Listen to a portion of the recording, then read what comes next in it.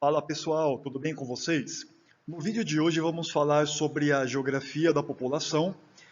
O tema tem relevância porque a gente pode associar facilmente o estudo das populações humanas a outros campos do conhecimento. Para não ficar muito extenso, vamos abordar apenas alguns tópicos, alguns conceitos mais fundamentais e treinar um pouco a observação e análise de alguns indicadores demográficos. Quando a gente fala em população, é muito comum aparecer o termo demografia, que significa nada mais nada menos do que o estudo das populações. De uma forma mais completa, demografia é o estudo das populações humanas em um determinado momento, com relação ao seu tamanho, distribuição e estrutura. Repare que o trecho em um determinado momento está grifado, porque o tempo é uma variável muito importante para estudar uma população por conta das mudanças que ela vai sofrendo, das suas dinâmicas, né, que vai sendo alterada, né, à medida que o tempo vai passando. É um campo que vai fazer levantamento das variáveis que determinam o crescimento de uma população. Também vai estudar a estrutura e a composição de uma população. E também vai fazer projeções para o futuro, né? Aqui nós vamos propor uma comparação de 3 indicadores demográficos de alguns países, apenas como um exercício de análise, mas para entender o que nós podemos obter de informações com esses dados, né? Então, o primeiro indicador é a taxa de fecundidade, né, que é o número médio de filhos nascidos vivos por mulher em idade reprodutiva. A gente pode observar que a Suécia manteve a taxa de fecundidade sempre baixa, com algumas oscilações. No Brasil e no Egito, a taxa começa alta, vai caindo no decorrer do tempo, e a Nigéria, que já inicia com um valor alto, leva ainda mais, chegando a 7 filhos por mulher, e depois a projeção cai para 5, que ainda é um índice considerado alto para os padrões mundiais, né? E esse indicador ajuda a situar a Suécia como um país com uma população que exerce, né, um certo controle sobre a natalidade há mais tempo que os demais aqui amostrados, né? É um país mais moderno, teve acesso mais cedo a políticas de planejamento familiar. O segundo indicador é a mortalidade infantil, que seria o percentual de recém-nascidos que morreram antes de completar 1 ano de idade. Nesse intervalo avaliado, né, a Suécia sempre manteve sua taxa muito baixa, chegando praticamente a quase zero. O Brasil e o Egito passam por mudanças radicais, sobretudo o Egito, partiu com um valor próximo de 30% e foi caminhando para tender a valores próximos de zero, né? Olha que interessante. Quem não evoluiu tanto nesse quesito foi a Nigéria, né, que no início tem valores bem abaixo do Egito, mas termina com a taxa de mortalidade acima de 5%, o que mostra que ainda há muito a ser melhorado, né, porque a mortalidade infantil está ligada à falta de assistência médica, deficiência na infraestrutura hospitalar, desnutrição, saneamento básico inadequado. Aí, o terceiro indicador faz um levantamento da média de idade da população. E aí, nesse caso, quem tem os valores maiores, teoricamente tem as melhores situações, tá? Do ponto de vista da expectativa de vida. Por quê? Porque quanto maior a média de idade da população, podemos inferir que, em geral, vive-se mais tempo e que a maioria atinge a longevidade, porque teve acesso a cuidados com saúde, vive em condições econômicas melhores, teve acesso à alimentação, nutrição adequada e por aí vai, né? Olha a Suécia, novamente, né? Partiu de 35 para uma média de 40 anos. O Brasil consegue uma melhora significativa, ficando acima de 35 anos. O Egito tem uma evolução modesta e a Nigéria praticamente estacionou abaixo da média dos 20 anos, né? Indicadores demográficos eles apoiam outros indicadores, como sociais, econômicos, de saúde e tal. E nesse exemplo, né, no conjunto da análise, os dados apontam o fato de que a Suécia estaria em melhores condições socioeconômicas, Nigéria nas piores. Aqui nós vamos abordar os componentes da dinâmica demográfica, aqueles responsáveis pelo crescimento, redução ou estabilidade de uma população. Nós temos a taxa de natalidade, de mortalidade, que juntas elas compõem o que nós chamamos de crescimento vegetativo, né, ou natural. Tá? Se a natalidade é maior que a mortalidade, a população está em processo de acréscimo de pessoas, se a mortalidade é maior, pode estar em redução. E nós temos também as taxas de imigração e emigração. Imigração, do mundo que está vindo de fora, né, do estrangeiro, e entrando no país, imigrando. E a emigração, todos que estão indo embora para o exterior, né? Portanto, são saídas, representaria redução, diminuição da população. Se a imigração for maior que a emigração, nós teríamos também um acréscimo da população. Do contrário, nós teríamos uma redução. Tá? Então, juntas, elas compõem o saldo migratório. E aí, somando, considerando os 4 componentes, nós teríamos como observar, né, o crescimento populacional absoluto. E aqui eu trago mais um exercício de análise de dados para a gente verificar a evolução populacional de alguns países, observando a taxa de natalidade, né, a linha em vermelho, e a de mortalidade em azul. Começando aqui pelo Japão, na maior parte do tempo, a natalidade esteve acima da mortalidade. Mais gente nascendo do que morrendo, nós temos o crescimento natural. Depois, há um intervalo mais curto em que as taxas se equilibram. É o momento em que o país se estabiliza ali na casa dos 128 milhões de habitantes. Depois nós temos ainda uma situação em que a mortalidade fica superior à natalidade, é a hora que inicia um movimento de curva no gráfico da população, iniciando, né, indicando uma queda. Agora, a Alemanha, né, na fase inicial, a natalidade ela é maior do que a mortalidade, ela é superior. Então, em pouco tempo, a população salta de 73 para 78 milhões de pessoas. E depois nós temos um padrão que é mais ou menos mantido, né, onde a mortalidade fica um pouco acima da natalidade. Mas repare que no gráfico à direita, a população alemã oscila, só que sempre crescendo um pouco mais. Né? Mas as mortes não são superiores aos nascimentos? Mas é que aí no caso da Alemanha, o que vai explicar essa flutuação cada vez maior é a entrada de imigrantes, que vai contar para aumentar a população do país. E aí, diferente desses dois, é o caso da República Democrática do Congo, na África. Observe que a taxa de natalidade esteve muito acima da mortalidade o tempo todo. Né? Inclusive, se a gente observar com detalhe, a distância entre as taxas só aumentou. Ou seja, é muito mais gente nascendo do que vindo a óbito. No caso desse país, o saldo migratório não tem muita importância. Então, o país apresenta um ritmo de crescimento populacional sempre crescente. A demografia trabalha com projeções, para pensar a população do amanhã. Então, ela vai usar uma base de dados para realizar estimativas e tendências para o futuro. Aqui nós temos a evolução da população mundial até 2100 e o tempo que levou para agregar 1 bilhão a mais de pessoas. Né? Praticamente a cada década aumenta aí 1 bilhão até chegar a 8 bilhões em 2022. Pelas projeções, nós devemos chegar a 9 bilhões de habitantes entre 2040 e 2045 e a 10 entre 2060 e 2065. Né?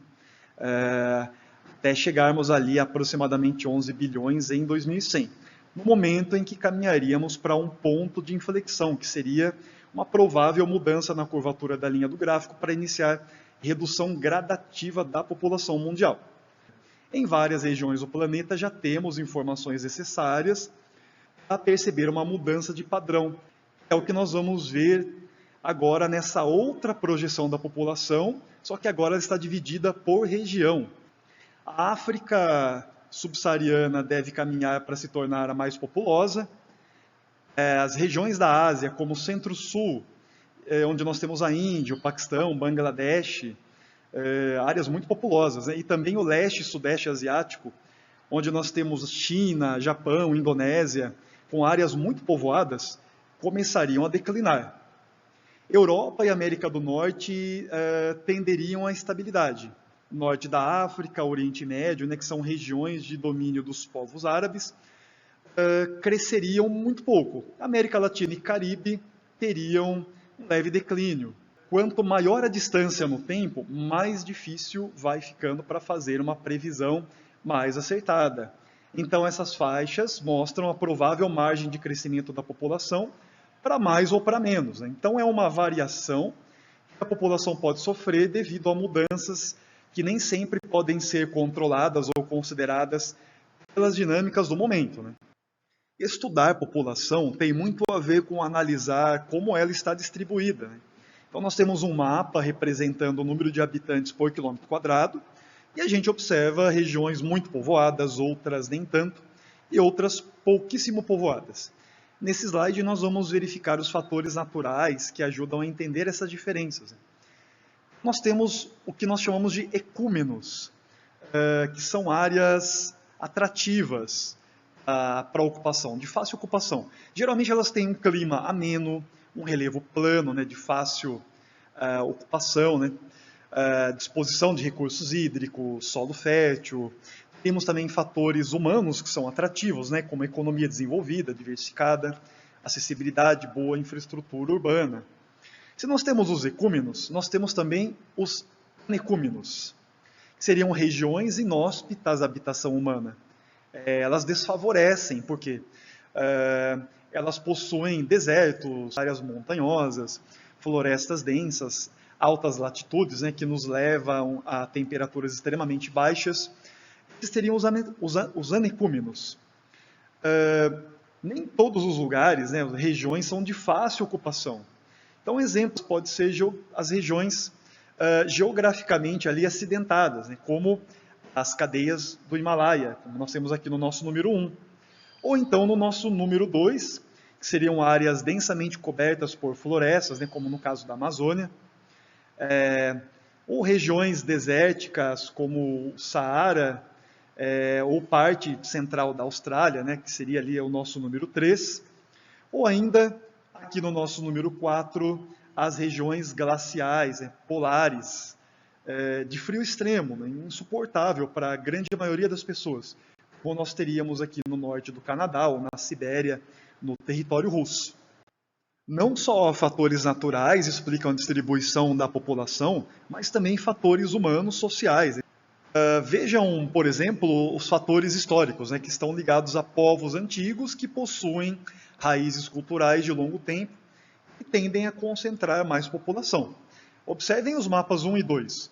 O primeiro está representando as áreas de ocupação das civilizações antigas. E o segundo representa como elas estão no mundo atual. As regiões de povoamentos antigos das primeiras civilizações estariam entre as áreas mais densamente povoadas do mundo atual. Nós temos também fatores econômicos, né, as amenidades trazidas pela economia, como uma boa infraestrutura, acesso a serviços urbanos, maior oferta de empregos, né. Fatores políticos também, planejamento, pode direcionar uma ocupação territorial, né, estabilidade política vai atrair mais pessoas, né. Aqui a gente vai abordar a diferença entre país populoso e país povoado. A ideia é que vocês observem atentamente essa representação, nós vamos delimitar alguns territórios nela.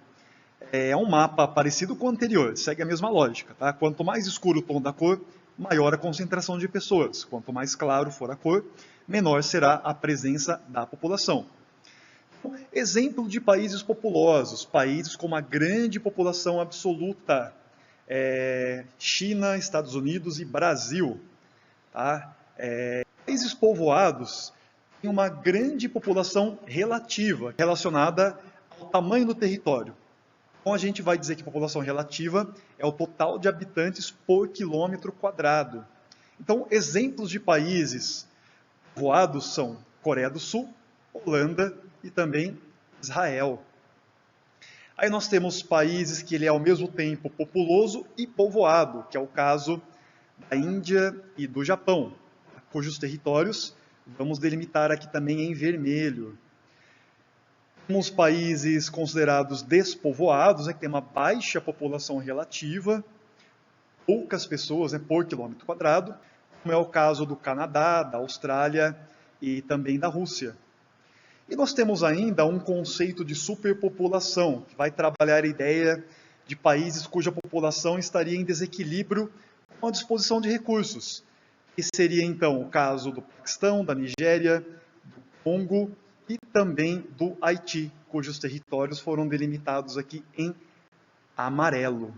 Nessa tabela, com 4 países, eu tenho 3 informações: a densidade populacional, a renda per capita, né, ou seja, a renda média por pessoa, e tenho a posição do país no ranking do IDH, que é o Índice de Desenvolvimento Humano, para a gente ter mais ou menos um parâmetro do grau de desenvolvimento de uma determinada população.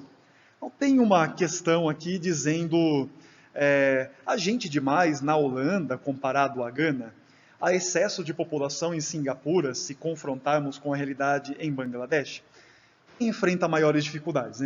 Quando eu comparo Holanda e Gana, na África, eu vejo que há muito mais pessoas por quilômetro quadrado na Holanda, ou seja, ela é mais povoada. Mas a renda per capita é mais de 52 mil dólares, e o país ocupa a 10ª posição no ranking do IDH. Gana tem renda um pouco maior que 2 mil e está lá atrás no ranking, né, de desenvolvimento humano. A mesma coisa se a gente compara Bangladesh e Singapura. Bangladesh tem mais de 1.000 habitantes por quilômetro quadrado, Singapura mais de 8 mil. É absolutamente superpovoada desse ponto de vista, que é uma cidade-estado, né, e tem realmente um território bem menor. Mas a questão é que quando comparamos a renda média da população e a classificação, Bangladesh tem índices de subdesenvolvimento escancarado, né? Então, se a ideia de superpopulação é quando temos um quadro de população superior aos recursos, então na nossa comparação, Gana e Bangladesh estão em desequilíbrio e eles sim têm uma situação de superpopulação, né, ou superpovoamento. E uma forma gráfica muito interessante de estudar a população são as pirâmides etárias, né? Então, ela vai ter um intervalo de idade, aqui no caso desse gráfico está sendo dividido a cada 5 anos, ela terá um percentual da faixa etária, né, para situar a porcentagem da população em cada faixa de idade. Ela vai ser dividida em ápice, corpo e base. Na base, nós podemos analisar a dinâmica da taxa de natalidade, né? No corpo, nós temos os adultos, população economicamente ativa, né, aquela que está em idade de trabalho. No ápice, os idosos. E isso nos ajuda a entender, por exemplo, a questão da longevidade, da expectativa de vida. Tem alguns padrões de pirâmides que já carregam algumas informações e já têm alguns significados, né? Olhando aqui ao lado, a primeira pirâmide é do tipo crescente. Nós temos uma maioria de jovens, uma minoria de idosos. Nessa pirâmide, que ela se parece aqui mais com um vulcão, nós observamos a taxa de natalidade muito mais alta, né? A gente vê isso na base da pirâmide, que está bem mais larga. E uma baixa expectativa de vida, já que há poucos idosos. A pirâmide ao lado é a pirâmide estacionária. A gente diz que ela tem uma forma de um barco à vela.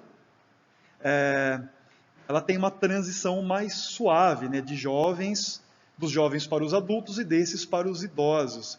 Essa pirâmide tem uma situação intermediária entre a primeira e a próxima, que nós veremos agora, que é a pirâmide decrescente, em a forma de um baú do tesouro.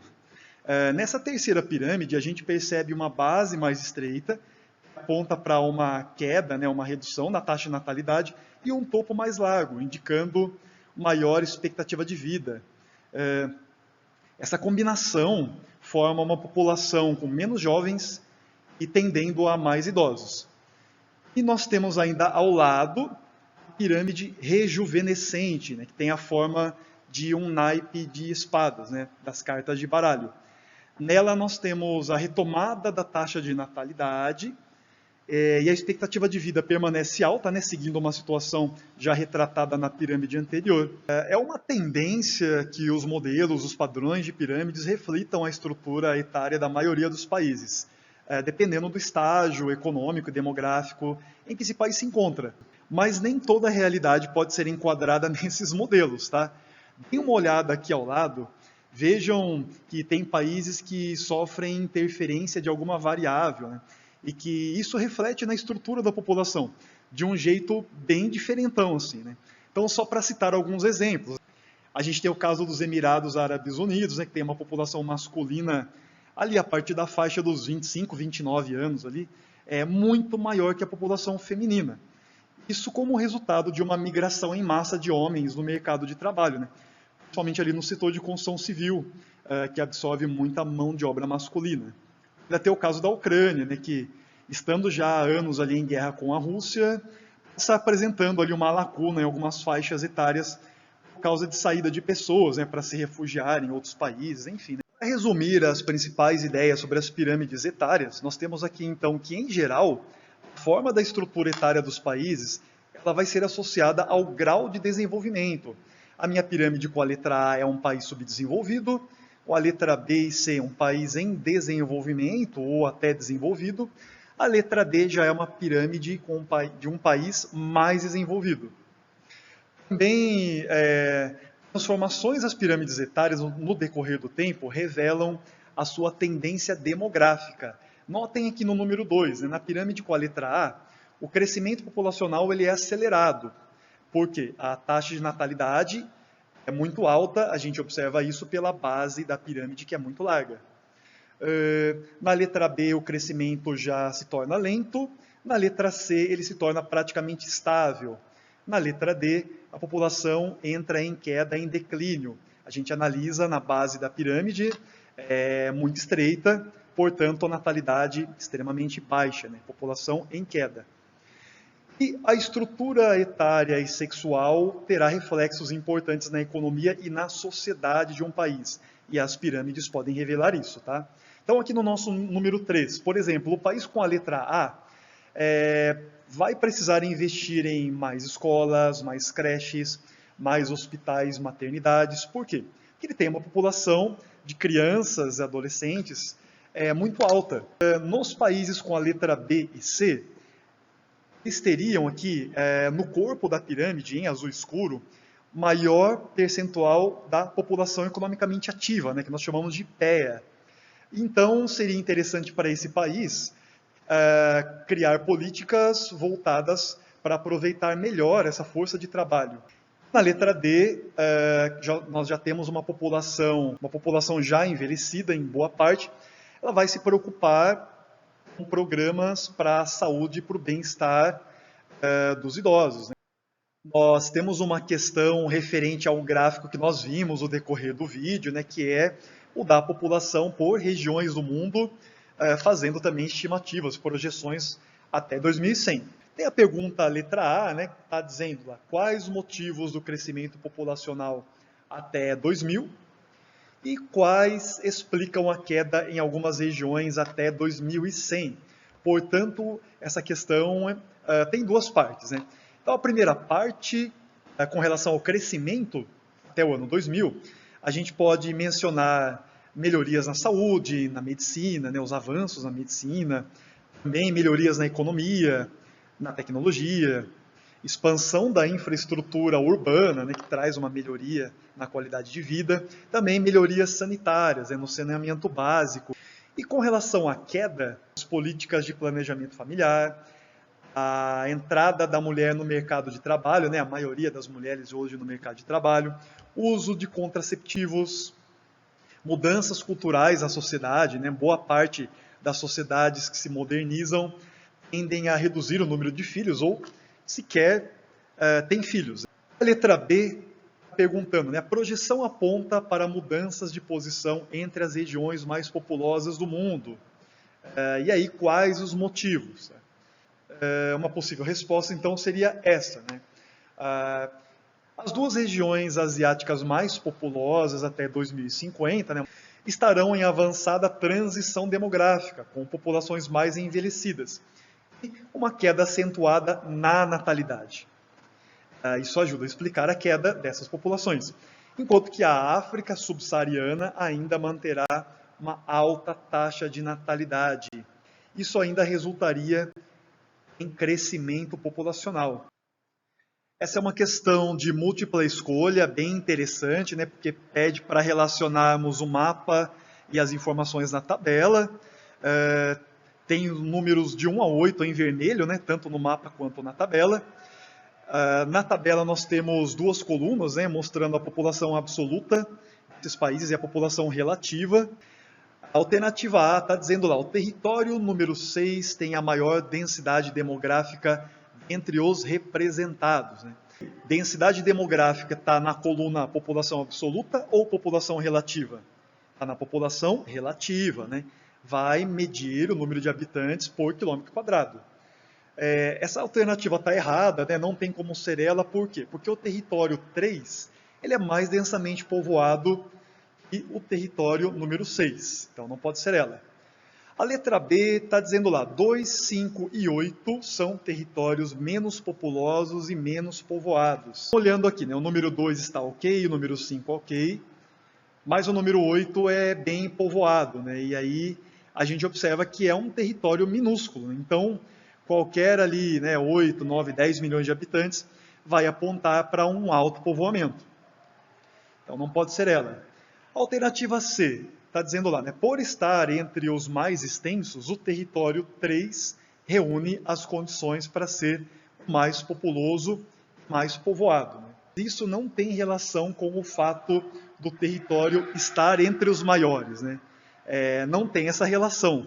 Tá? Letra D. Dizendo lá, o território 7 é menos populoso que o território número 1, porém é mais povoado por representar área menos extensa. A gente compara o território número 1, ele é muito maior que o número 7, e aí essa alternativa está ok, é exatamente ela que é a correta. O que nós temos que relacionar aqui é o tamanho da população pela área territorial do país. Então a alternativa correta, letra D. Por que não é a letra E também? Territórios 4 e 5 representam situação típica e vazios demográficos. O território 5 pode até ser, né, porque 2,4 habitantes por quilômetro quadrado é realmente uma situação de despovoamento, de baixo povoamento. Mas o território 4, com 58,7 habitantes por quilômetro quadrado, não pode ser considerado assim em hipótese alguma, tá bom? Mais uma questão para a gente, antes de encerrarmos. Observe e compare as pirâmides etárias dos países A e B. E, de acordo com a análise dessas pirâmides, verifica-se que a alternativa A está dizendo o país A possui percentual de população adulta e idosa maior comparado ao país B. De cara, dá para ver que não pode ser essa alternativa. Quando a gente compara as pirâmides do meio até o ápice, até o ponto mais alto, a gente vê que tem mais adultos e principalmente mais idosos na pirâmide B. Alternativa B, população em idade economicamente ativa no país A é menor do que no país B. Pelo que sabemos aí, tem alguma chance de ser essa, mas vamos ver as outras antes. Letra C, comparativamente, o IDH, Índice de Desenvolvimento Humano, vai ser maior no país A e menor no país B. Não, essa daqui está errada, né? O que ajuda a visualizar é o topo da pirâmide B, que está mais largo, né? Que mostra mais pessoas vivendo mais tempo, e isso é um indicador populacional de desenvolvimento humano na área da saúde, né? E aí a letra D está dizendo lá, né? A população adulta do país A tende a diminuir nos próximos 30 anos e tende a aumentar no país B, nesse mesmo intervalo de tempo. Se a gente projetar a base das duas pirâmides, aquela parte com as 3 barras mais baixas, né, de 0 a 4 anos, depois aquela que está invisível, né, de 5 a 9, e depois de 10 a 14 anos. Essas 3 barras e projete elas para as próximas 3 décadas, considerando que todos que estão nelas estariam vivos, né? O que vai acontecer? A gente vai ver que o país A tende a aumentar a população adulta no intervalo de 30 anos. Mas isso não deve acontecer no país B, já que o número de crianças e adolescentes nessas faixas está comparativamente menor, né? E a letra E? O país A deve direcionar sua política para aproveitar melhor a ampla mão de obra do momento, e o país B deve se preparar para demandas futuras, ampliando rede de creches, escolas e maternidades. Está completamente equivocado, né, a parte que diz respeito ao país B, porque tendo uma população mais envelhecida, não faz nenhum sentido um plano político que amplia creches, escolas e maternidades, né? Então, portanto, A alternativa correta seria a letra D. É isso aí, gente. Chegamos ao final do vídeo. Muito obrigado aí por acompanharem, por chegarem até aqui comigo. Nos vemos numa próxima. Até mais. Tchau, tchau.